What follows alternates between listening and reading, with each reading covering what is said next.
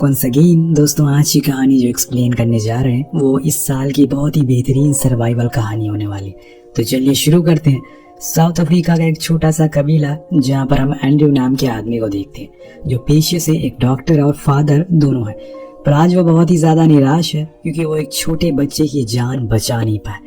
लेकिन में उसकी जान जाने वाली है क्योंकि वहाँ के लोग अब उसे ही मारने के लिए आ रहे हैं। उन्हें पता लग गया है कि एंड्रयू एक क्रिश्चियन है और उसकी वाइफ भी, इसीलिए वो फौरन जूलिया के पास जाता और उससे कहता है कि मुझे एक बंदे ने बताया है कि कबीले के लोग हमें ढूंढ रहे हैं। यहाँ तक वो पहुंचने वाले हैं और उछालकर वहां से भागना शुरू करते हैं क्योंकि उन्हें अपनी जान सबसे इनके धर्म के बारे में। नजदीकी सी हवाई पट्टी है जहाँ पर हम छोटे से प्लेन को खड़ा हुआ देखते हैं, जिसका पायलट ब्रूम है।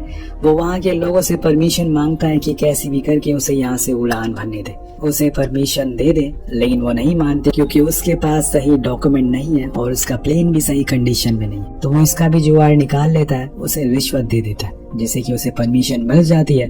तभी उसे ये दोनों मिलते हैं जो कहते हैं कि उन्हें भी उसके साथ ले चले। पर ब्लूम उनकी मजबूरी का फायदा उठाते हुए बताता है कि वो उनसे डबल पैसे लेगा और उन्हें अपना जितना भी सामान है यही सब छोड़ना होगा। अब एंड्रयू तुरंत ही मान जाता है क्योंकि इस टाइम सबसे जरूरी है उन्हें अपना जान बचाना। उसे उन लोगों के हाथों नहीं मरना, इसीलिए वो उस प्लेन में बैठ जाते हैं। इस प्लेन में दोस्तों टोटल 7 लोग थे और 8वां था ब्रूम, जो कि उड़ान भर देता। और फिर ये आहिस्ता आहिस्ता अपनी मंजिल की ओर बढ़ना शुरू करते हैं। एंड्रयू को यकीन था कि वो आज जल्दी से घर पहुंचकर सबसे पहले अपने माँ बाप से मिलेगा और आज तो इनका इम्तिहान होने वाला है क्योंकि कुछ ही देर में हवाएं बदलने लगती है। इनका प्लेन इधर से उधर डगमगाना शुरू हो जाता है। ब्रूम का कहना था कि ये उसका हर दिन का काम है, इसीलिए वो आराम से बैठे रहे। लेकिन थोड़ी ही देर में हालत बस से बदतर हो जाती है। प्लेन का एक इंजन फेल हो जाता है, दूसरा इंजन भी किसी भी समय खराब हो सकता है। इतने में ब्रूम देखता है कि फ्यूल का पाइप फट गया है। फिर क्या होना था, प्लेन तेजी से नीचे आना शुरू हो जाता है। पायलट कुछ नहीं कर पाता, जिसे कुछ ही देर बाद वो जमीन से सीधा क्रैश लैंडिंग करता है, जिसमें उनके प्लेन के परखच्चे उलझ जाते हैं। इनके चारों ओर रेगिस्तान बेहद इलाका है जहाँ पर खुले में शेर भेड़िए घूमते रहते हैं। मैक्स नाम का एक लड़का जिसकी बीवी की हादसे में मौत हो जाती है, वहीं जूलिया का पैर भी हादसे में टूट जाता है। उधर दूसरी ओर ब्रूम बाहर आकर देखता है तो दूर दूर तक कोई भी नहीं था।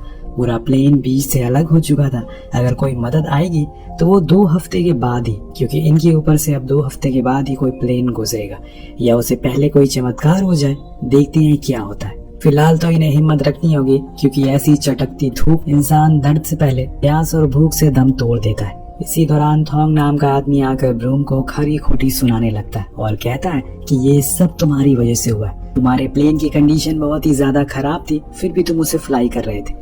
अब ब्रूम उससे कहता है कि ये समय बहस करने का नहीं है। हम अभी इस समय साउथ अफ्रीका के खतरनाक जंगलों के बीच में है, जिसके चारों ओर शेरों का परिवार रहता है।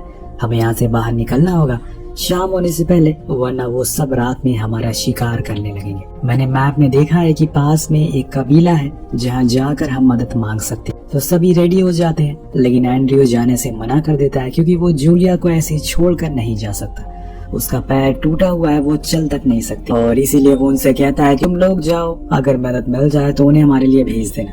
ये हम देख पाते हैं कि ब्रूम के पास एक बंदूक भी होती है जिसे वो अपने पास रख लेता है। लेकिन थोंग कहता है कि तुम्हें ये इन्हें दे देनी चाहिए क्योंकि ये अकेले है। लेकिन ब्रूम साफ साफ इनकार कर देता है और बोलता है कि उसे खुद की जान बचानी है, ना कि दूसरों की। अब कुछ देर चलने के बाद मैक्स ब्रूम से कहता है कि हम गलत दिशा की ओर जा रहे हैं, तुम्हें दूसरी ओर जाना चाहिए। लेकिन ब्रूम किसी की नहीं सुनता और कहता है कि वो हर हफ्ते इस रास्ते से उड़ान भरता है। उसे अच्छे से पता है कि इस रास्ते के बारे में सारे लोग वैसे भी अनजान होते हैं इस जगह को लेकर, सिवाय ब्रूम के। इसीलिए वो उसके पीछे पीछे चल देते हैं और चलते चलते उस जगह से काफी दूर आ जाते हैं जहाँ पर इन्हें सिर्फ रेगिस्तान ही मिलता है। ना तो कोई इंसान है और ना ही उसकी जात। ट्रॉट नाम का बंदा थक कर वहीं गिर जाता है। तब ब्रूम उसे पानी देता है और उठने को बोलता है क्योंकि अभी उसे थोड़ी दूर और चलना है। वो खड़ा हो जाता है और फिर से चलना शुरू कर देता है। ये चारों एक ऊंची चट्टान पर पहुंच जाते हैं जहां से ब्रूम का मानना था कि इसके आगे वो गांव मौजूद है, उन्हें दिख जाएगा।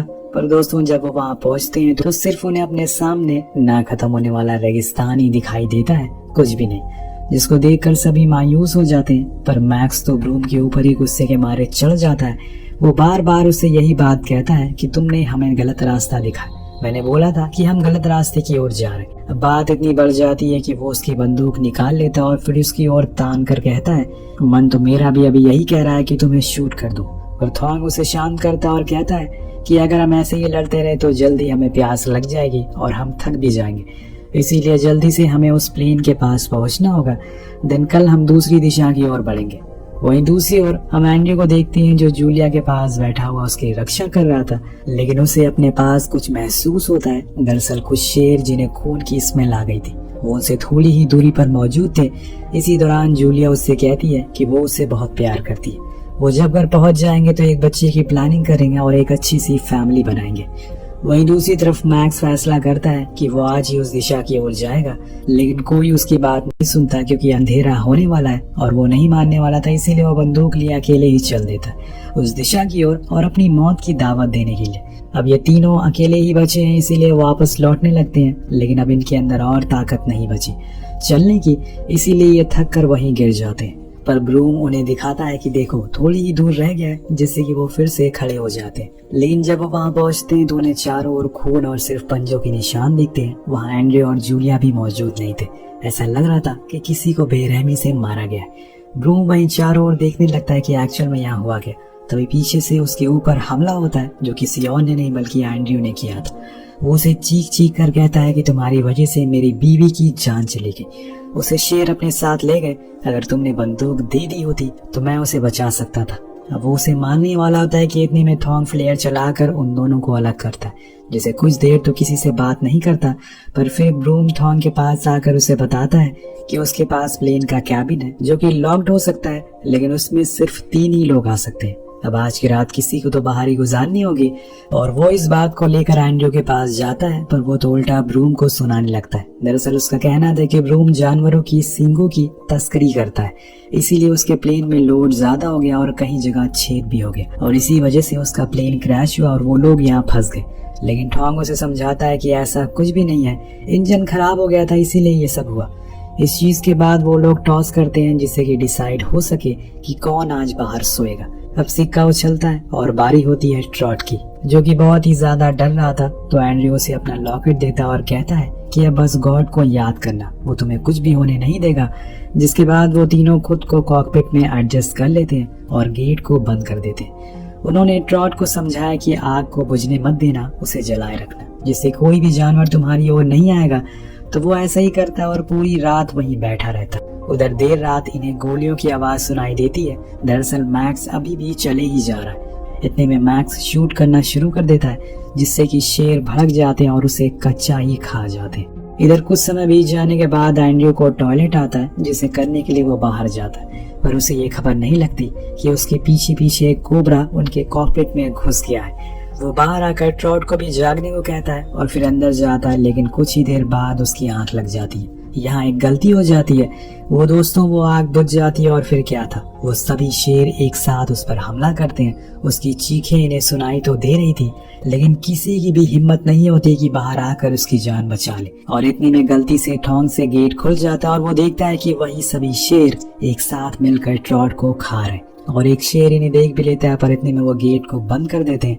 लेकिन यहाँ इनके लिए एक और मुसीबत इंतजार कर रही थी। वो सांप तो आपको याद ही होगा, जी हाँ, वही सांप जिसने अब थॉन्ग को काट लिया है।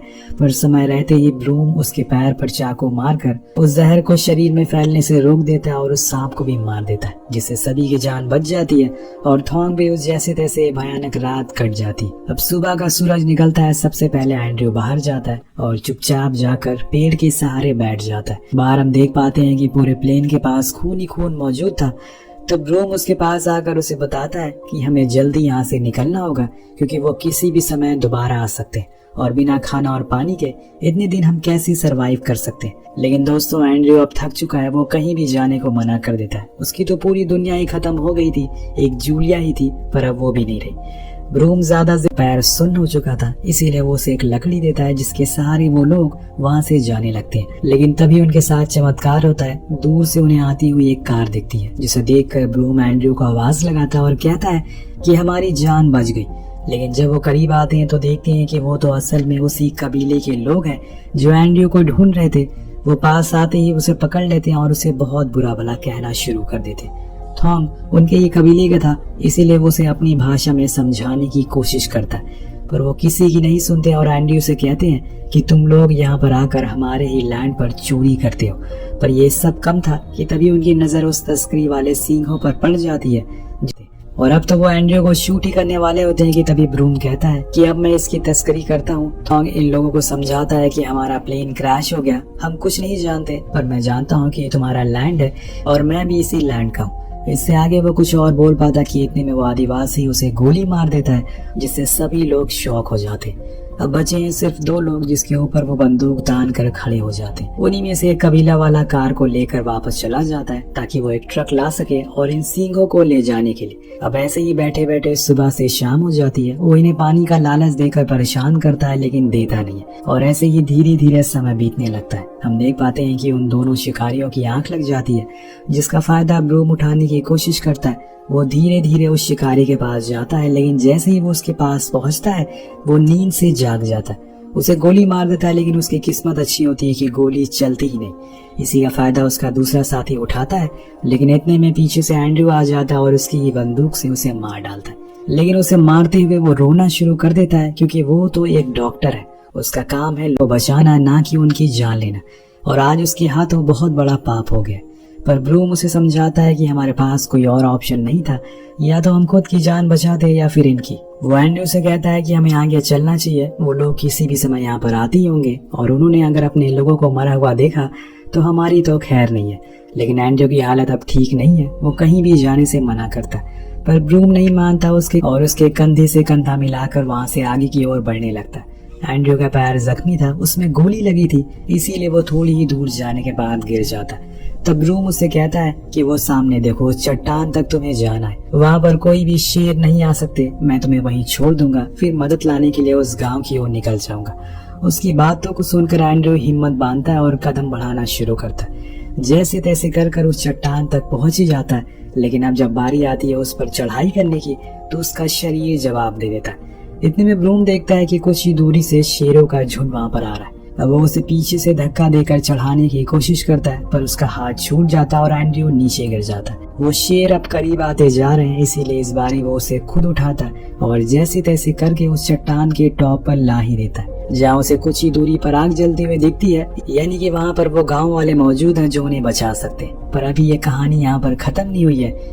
शेर अब करीब की भी कोशिश करते हैं। उन्हें ये दोनों दिख तो नहीं रहे थे क्योंकि ये छुपे हुए थे, लेकिन उन्हें बस खून की स्मेल आ रही थी। तभी ब्रूम को लगता है कि वो कुछ ही देर में चले जाएंगे, पर ऐसा होता नहीं है। जिसके बाद एक बहुत ही कठोर फैसला लेता है। वो एंड्रयू से कहता है कि तुमने मेरी वजह से अपनी बीवी को खो दिया, जो तुम्हारे लिए सब कुछ थी। उस दिन मेरी वजह से उस बच्चे की जान भी चली गई जिसका तुम इलाज कर रहे थे, क्योंकि मैंने तस्करी के चक्कर में टाइम पर सप्लाईज डिलीवरी नहीं की।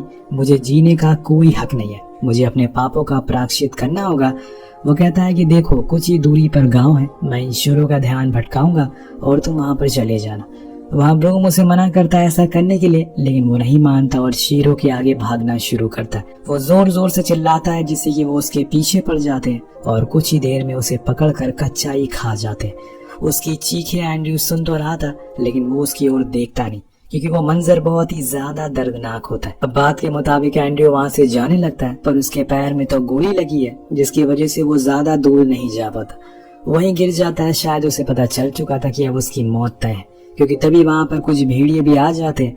लेकिन एंड्रयू को ब्रूम की कुर्बानी याद आती है। वो उसे इतनी आसानी से जाया तो नहीं होने देगा, इसीलिए वो एक लकड़ी से उन्हें भगाने की कोशिश करता है और इतने में जोर की बिजली कड़कती है, जिससे कि वो सभी भाग जाते। अगले ही पल एक चमत्कार होता है। इस बीहल रेगिस्तान में बारिश होना शुरू हो जाती, पर अभी भी एंड्रयू चल नहीं पा रहा था।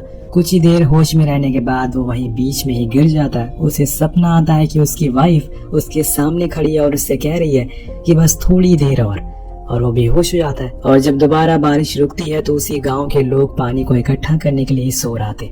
उसे एंड्रयू गिरा हुआ मिलता है, जिससे कि वो बचा लेते हैं और अपने साथ गांव ले जाते हैं। वेल, इसी के साथ ये कहानी यहीं खत्म हो जाती है। वेल दोस्तों, इस कहानी पर एम करते हैं 400 कमेंट का और 3000 लाइक का, जिसे पूरा जरूर करिएगा, जिसके बाद हम एक